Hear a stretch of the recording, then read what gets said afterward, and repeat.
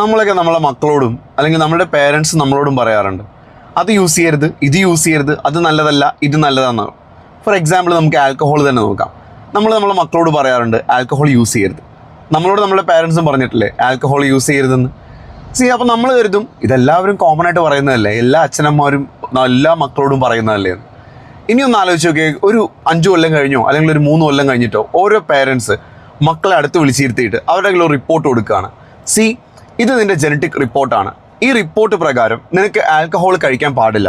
കാരണം ഒരു 6 ദിവസം തുടർച്ചയായിട്ട് നീ ആൽക്കഹോൾ കഴിച്ചാൽ 7ാമത്തെ ദിവസം മുതൽ നിനക്കൊരു ക്രേവിങ് ഉണ്ടാവാൻ ചാൻസ് ഉണ്ട്, ആൽക്കഹോൾ അഡിക്ഷനിലേക്ക് നീ ലീഡ് ചെയ്യാൻ ചാൻസ് ഉണ്ട്.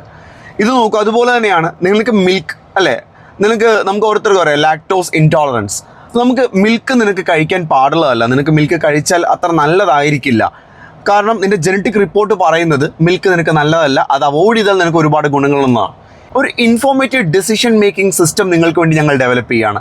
മറ്റൊന്നുമല്ല, നിങ്ങളുടെ തന്നെ DNA പഠിച്ചുകൊണ്ട് ഒരു എപ്പിജെനറ്റിക്സ് ബേസിൽ ഡീകോഡ് എന്ന് പറയുന്നൊരു ജനറ്റിക് ടെസ്റ്റാണ് ഇവിടെ ഇൻട്രൊഡ്യൂസ് ചെയ്യുന്നത്.